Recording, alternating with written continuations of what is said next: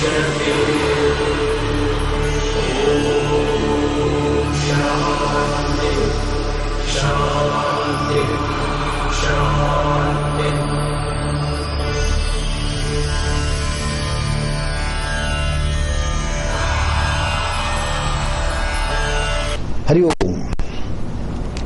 ज्योतिष फळ या दैनिक कार्यक्रमात सिटी न्यूज वर मी प्रकाश चंद्र वाघ आपणा सर्व दर्शकांचं स्वागत करतोय.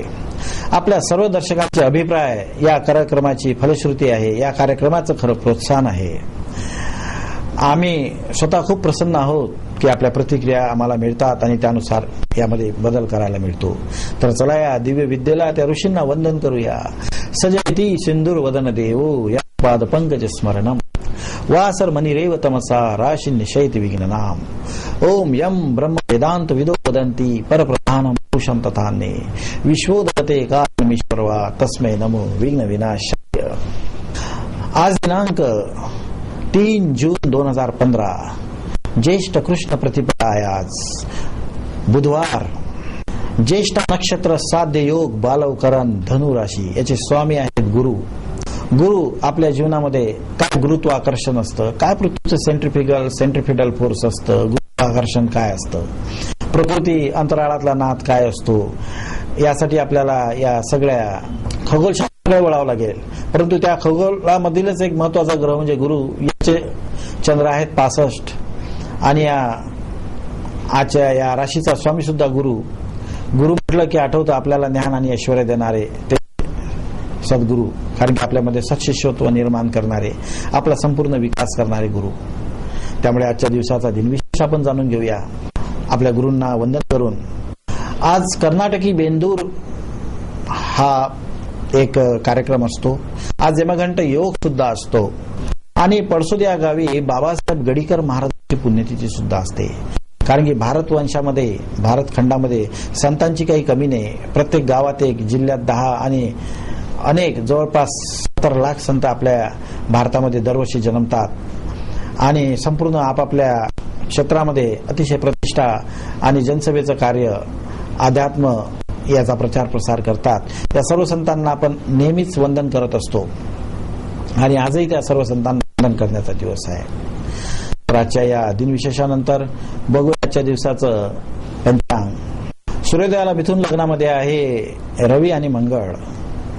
मिथुन राशीमध्ये आहे, सूर्योदयाला मिथुन राशीमध्ये आहे रवी आणि मंगळ. कर्क राशीमध्ये आहे गुरु आणि शुक्र. कन्या राशीमध्ये आहे राहू. वृश्चिक राशीमध्ये शनी. धनु राशीमध्ये चंद्र. वरुण कुंभ राशीत आणि केतू प्रजापती मीन राशीत. अशा दिव्य योगावर जन्मलेल्या 9 बाळाचा जन्माक्षर असेल नो, या, ई आणि यू. आणि आजच्या दिवसाचा शुभांक आहे 3. याचा स्वामी आहे 3. या अंकाचा रंग आहे हिरवा, तो आज खूप शुभ आहे. आजच्या दिवसासाठी शुभ ग्रह आहे गुरु. या ग्रहाची आज आपण टोपाज किंवा पुष्कराज रत्नाची अंगठी सुद्धा धारण करू शकतो किंवा पिवळा हकीक सुद्धा स्वस्त आणि मस्त धारण करू शकतो. कमीत कमी पिवळ्या सोनेरी रंगाचं वस्त्र धारण करण्यास हिताच राहील. केशरी रंगाचा टिळा लावणे, कारण की छोटा टिळा लावला तर माणूस सर्वांमध्ये सूट होणारा असतो. पण जी लोक लांब टिळा लावतात ते आपलंच लावतात, ते आपल्या समोर कुणाचंही मानायला तयार होत नाही. त्यामुळे आज आपण लांब टिळा लावणाऱ्या लोकांपासून सावध राहणे आवश्यक आहे, अन्यथा आपल्याला त्यांचा अनावश्यक तपशील ऐकावा लागेल. आजच्या दिवसासाठी शुभ धातू आहे सोनं आणि शुभ दिशा आहे अर्थातच सूर्याची कडे वाटचाल करणारी पूर्व दिशा. आजच्या दिवसासाठी शुभ वृक्ष सूर्याकडे वळणारं सूर्यफूल आपल्याला आज खूपच शुभदायक राहील. सकाळी सकाळी नवनवं ताज्या फुलाचं दर्शन करणार खूपच फायदेकारक राहील. फुल उगवताना पाहणे आपल्यासाठी ध्यानापेक्षा काही कमी राहणार नाही. आजच्या दिवसासाठी शुभ मुहूर्त आहे. प्रतिपदा ही ब्रह्मतिथी असते. आज कुठल्याही नव्या कार्याला सुरुवात करणे हे फारच चांगलं असतं, कारण की प्रतिपदा ही ब्रह्मतिथी नव्या कार्यासाठी सदा शुभ असते. चला बघूया आजच्या दिवसाचा शुभ मंत्र. आज आपण मंत्र जाणून घेऊया. वाईट स्वप्न पडले तर काय करावं. वाईट स्वप्न मनात फिरत राहतं, तर वाईट स्वप्नाचा परिहार कसा व्हावा, तर यासाठी मार्कंडेय पुराणामध्ये एक मंत्र दिलेला आहे. ओम ह्रीम श्रीम क्लीम दुर्गती नाशिन्ये महामाये नमः. हा मंत्र आपण सकाळी, रात्री, संध्याकाळी हा मार्कंडेय पुराणातला मंत्र म्हणून जर आपण 11 वेळा रात्री झोपलो तर रात्री स्वप्न पडलं तर शुभ पडेल, अन्यथा पडणार नाही. आणि सकाळी उठल्यावर तुम्ही मांजरास करून उठणे अति आवश्यक आहे. वाईट स्वप्न जर तुम्हाला पडलं तर सकाळी मांजरासन करून उठा किंवा जो श्वास चालू आहे त्या श्वासाच्या दिशेनं पाऊल टाकून उठा.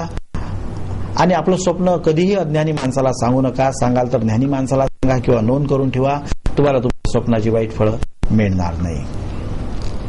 तर चला आजच्या मंत्रानंतर बघूया आजच्या दिवसाचा शक्तिदायी विचार. तर आपल्याला नातेवाईक मनासारखे मिळाले नाही, आपल्या बरोबरीचे लोक नाही, आपण कुणाशी पटत नाही, म्हणून आपण एकटंच जगावं काय करावं हा प्रश्न तुम्हाला पडलेला आहे. कारण की तुमचं मन कशातच लागत नाही, त्याच्यामुळे आपण परेशान झालेलो आहोत. असं म्हणतात की आपल्यापेक्षा श्रेष्ठ लोकांची स्पर्धा बरी, पण आपल्यापेक्षा कनिष्ठांची मैत्री कधीच चांगली नसते. त्यामुळे आपण लोक कमवलेच पाहिजे, पैसाही कमवला पाहिजे आणि धनही कमवला पाहिजे. आणि एकटं राहण्यापेक्षा चांगल्या लोकात राहणे बरे. आणि चांगल्या लोकात आपण राहू शकत नसेल तर वाईट लोकात राहणे मुळीच चांगलं नाही. त्यापेक्षा एकटे राहणे फारच बरे. तर चला आजच्या शक्तिदायी विचारानंतर कसा असेल आजचा दिवस बघूया त्या नजरेत. मेष राशी.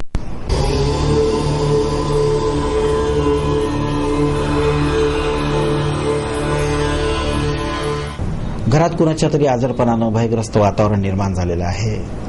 आपला प्रपंच अर्ध्यावट तर राहणार नाही ना अशी शंका वाटते. मुलांची आपल्याला खूप काळजी वाटत आहे. जीवनामध्ये कासावीसपणा आलेला आहे, असह्यता आलेली आहे.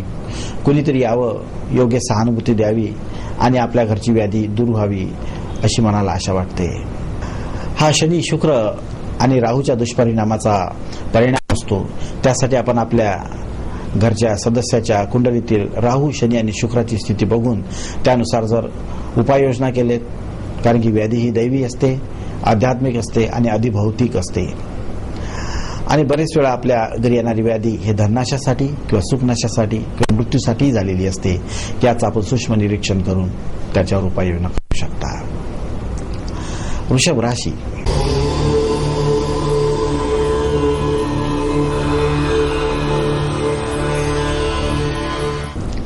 स्वतःचं वजन वाढत चाललंय, स्वतःचा खूप कंटाळा आलाय, स्वतःवर ताबा नसल्यामुळे, अस्तव्यस्त दिनचर्यामुळे आणि आळसामुळे, स्वतःचं शरीर बेढाल झाल्यामुळे तुम्हाला खूप कंटाळा आल्यासारखं वाटतंय. स्वतःमध्ये भरपूर सुधारणा व्हाव्यात या दिशेनं तुम्हाला पाऊल टाकायचंय, पण आळस तुम्हाला कुठल्या कामाला प्रवृत्तच करत नाही आणि वेळेचं वरदानच तुम्हाला मिळत नाही. जणू काही शाप आणि कोप लागलाय. हा तुमच्या कुंडलीतील शनी हर्षल्या ग्रहाचा प्रभाव आहे. तुम्ही तुमच्या कुंडलीतील शनी हर्षल्या ग्रहाचे स्थान बघून घ्या.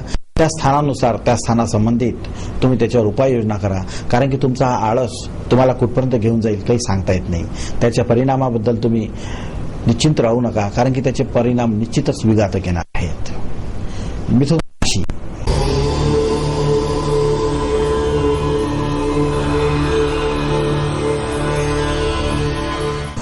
तुम्हाला पतीबद्दल नेहमी शंका असते. तुमच्या मनात नेहमी शंका कुशंका वास करतात पतीबद्दल. तुम्ही विचार करता की ते पहिले आता आधीसारखे राहिलेले नाही, मनातलं मोकळं सांगत नाही, वेळेवर घरी येत नाही, पाहिजे तशी मुलांची आणि आमची काळजी घेत नाही, मागितल्याशिवाय काही देत नाही. अनेक प्रकारच्या शंकांनी तुमचं मन ग्रासलेलं आहे.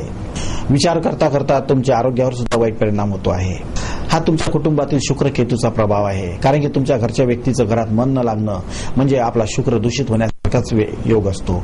आपण आपल्या कुंडलीतील शुक्र केतूचं स्थान बघून, त्याची स्थिती आणि दशा बघून तुरंत आपल्या वर्तमान परिस्थितीवर विजय मिळवायला पाहिजे. अन्यथा तुमच्या घरातून तुमच्या घरच्या प्रिय व्यक्तीचं मन निघून जाऊ शकतं. कर्क राशी.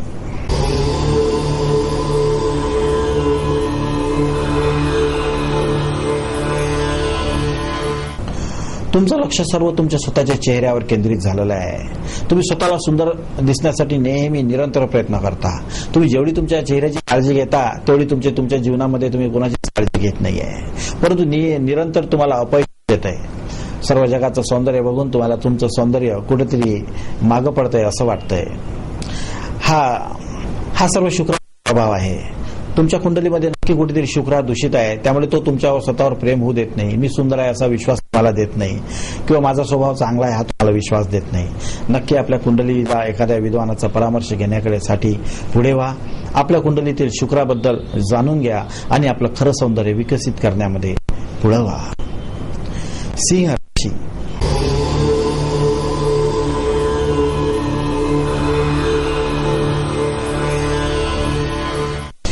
तुम्हाला प्रकृतीने तुमचा बदला घेतल्यासारखं वाटतंय. अगदी विचित्र परिस्थिती झाली. ऐन तारुण्यात पडलेलं टक्कल तुम्हाला आता समस्येचं कारण बनलेलं आहे. सगळ्या लोकांना तुम्ही भरपूर केस बघताय, परंतु स्वतःच्या टक्कलकडे बघून तुम्ही नंतर दुःखी होत असता.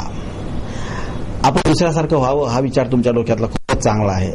तुम्हाला तुमच्या प्राप्त समस्येवर विजय मिळावा असं जर वाटत असेल तर आपलं हे अस्थिर झालेलं चित्त स्थिर करण्यासाठी तुम्हाला स्वतःबद्दल शक्तिदायी विचार धारण करणे आवश्यक आहे. यासाठी तुम्हाला तुमच्या कुंडलीतलं बुधाचं स्थान बघून घेणं खूपच महत्वाचं. बुधासोबत तुमचं आत्मबळ वाढवणारा केतू सुद्धा कुण्या पोझिशनमध्ये आहे, कुण्या स्थितीमध्ये आहे याचा तुम्ही अंदाज घेऊन त्यावर आध्यात्मिक, अधिभौतिक, अधिदैविक उपाय करू शकता आणि विजय मिळवू शकता.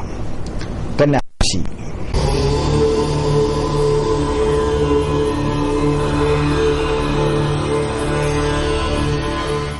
तुम्ही आता तारुण्याच्या उंबरठ्यावर आले आहात.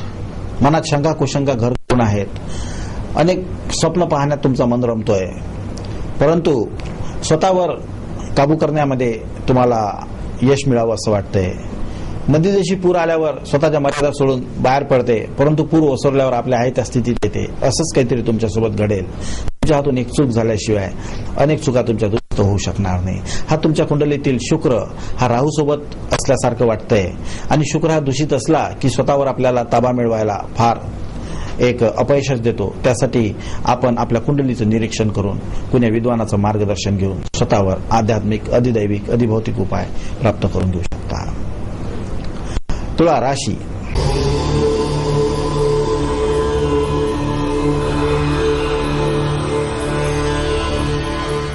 आपण भाग्यवान आहात की आपल्याला अतिशय विकसित आणि प्रगतिशील देशात राहण्याचा योग प्राप्त झाला आहे.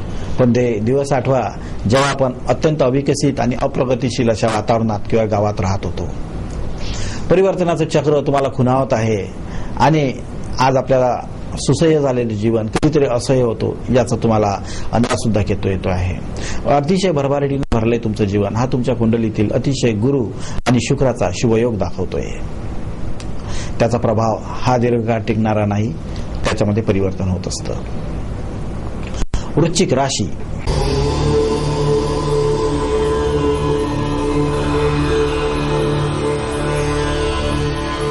प्रेमात तुम्ही ठुकरावलेले आहात, अतिशय निराश झालेले आहात, परंतु कुण्या व्यक्तीवर किंवा पिंडावर प्रेम करू नका. प्रकृतीवर प्रेम करा.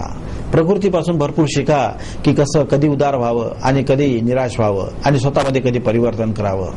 तुम्हाला जीवनामध्ये अभिनय करणे आवश्यक आहे, अन्यथा वस्तुस्थितीचा सामना तुम्ही करू शकणार नाही. हा तुमच्या कुंडलीतील जवळपास सूर्य आणि बुधाच्या थोड्याशा अशुभ योगाचा परिणाम म्हणायला पाहिजे, कारण की तुम्हाला स्वतःचं महत्व कमी आणि दुसऱ्याचं जास्त वाटतंय. यासाठी आपणही आपल्या कुंडलीचं अध्ययन करून यथोचित मार्गदर्शन प्राप्त करू शकता. धनु राशी.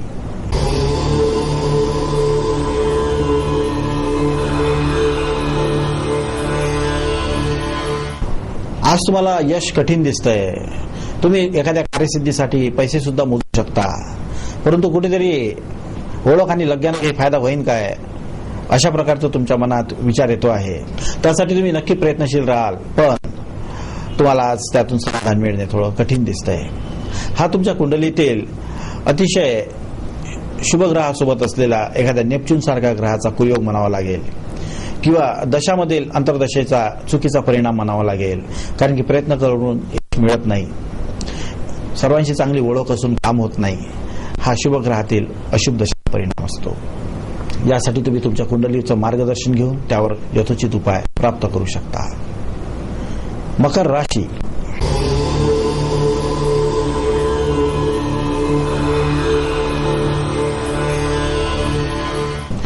आज इच्छा नसून तुम्हाला उन्हात प्रवास करावा लागेल. अंतःकरण खूप जड होऊन जाईल, परंतु तुमच्या जाण्यानं कुणाला तरी खूप आनंद वाटेल. त्यामुळे असं समजा की आज मी प्रकृतीचा सन्मान केला. सूर्याची शिकायत कुणाला करू. आणि आज तुम्हाला झालेला त्रास तुम्ही सहन करा. तुम्हाला त्यातून खूप चांगला परतफेड मिळणार आहे. आज तुमचं जे मन आहे हे अतिशय स्वकेंद्रित झालेलं आहे. मन जसा विचार करतं तसं शरीर प्रतिक्रिया देतं. अति गरमी आहे म्हटल्यानं आपल्याला खरंच गरमी जास्त वाटते आणि गरमी नाही आहे म्हटलं तर गरमी वाटते. हा आपल्या कुंडलीतील अतिशय आपण म्हणू शकतो की गुरुग्रहाचा प्रभाव आहे. कारण की अतिशय सुखवस्तू राहिल्यानं आपण थोडंसंही प्रतिकूल वातावरण सहन करू शकत नाही. कुंभ राशी.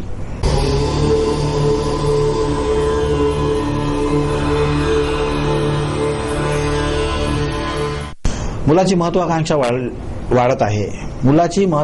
वाढत आहे. त्यासाठी तुम्ही सर्व काही कराल, पण तुम्हाला शंका आहे की मी लावणारा पैसा व्यर्थ जाईल आणि त्याचे परिणाम सुखदायी राहणार नाही. त्याच्यामुळे इच्छा नसून सुद्धा तुम्हाला आज मुलाच्या इच्छेसाठी खर्च करावा लागत आहे. पण तुम्ही घेतलेला अंदाज हा चुकीचा नाही. मुलाला कसं समजावं ही शंका तुम्हाला घर करून आहे आणि घरच्यांच्या टीकेला आपल्याला सामोरे जावं लागेल याची सुद्धा तुम्हाला भीती वाटते. हा तुमच्या कुंडलीतील पंचम स्थानाचा परिणाम म्हणावा लागेल. तुमच्या कुंडलीमध्ये नक्की पंचम स्थानातील ग्रह हा अशुभ असावा, त्यामुळे तुमच्या स्वतःच्या संतानामुळे तुम्हाला कष्ट होण्याचे योग आहेत. मीन राशी.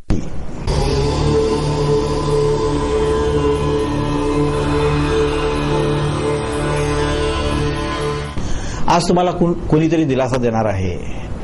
एखादी जबाबदारी पार पडल्यामुळे मन हलकं झाल्यासारखं वाटेल. डोळ्यात आनंद अश्रू आश्रय करून राहतील. तुम्हाला तुमच्या जीवनातील महत्वपूर्ण कार्यात यश प्राप्त झालंय. मोठी जबाबदारी तुमची पार पडली, परंतु घरामध्ये एकांत वाटतोय, हलकं वाटतं, कोणीतरी नसल्यासारखं वाटतंय, कोणाची तरी खूप आठवण येते. पण वेळ तुम्हाला योग्य सामर्थ्य प्रदान करणार आहे. हा तुमच्या कुंडलीतील गुरु प्रभाव होता. तुम्ही केलेल्या सेवेचा, व्रताचा किंवा तुम्ही केलेल्या भक्तीचा परिणाम होता आणि देवाची तुमच्यावर कृपा झाली. तर चला इथे आपण 12 राशींचं भविष्यकथन समाप्त करूया. तर चला आपण विदर्भ पीठाधीश्वर जगद्गुरु अनंत विभूषित श्री राजराजेश्वराचार्यजी महाराज उर्फ माऊली सरकार यांना वंदन करूया. त्यांच्या रुक्मिणीच्या भक्तीला आपण वंदन करूया. आपणही रुक्मिणीला शरण जाऊया आणि म्हणूया, रुक्मिणी वल्लभ कृष्ण हरी, रामकृष्ण हरी हरी. उद्या होईल आपली पुन्हा भेट याच वेळी याच ठिकाणी. तोपर्यंत हरिओम तत्सत.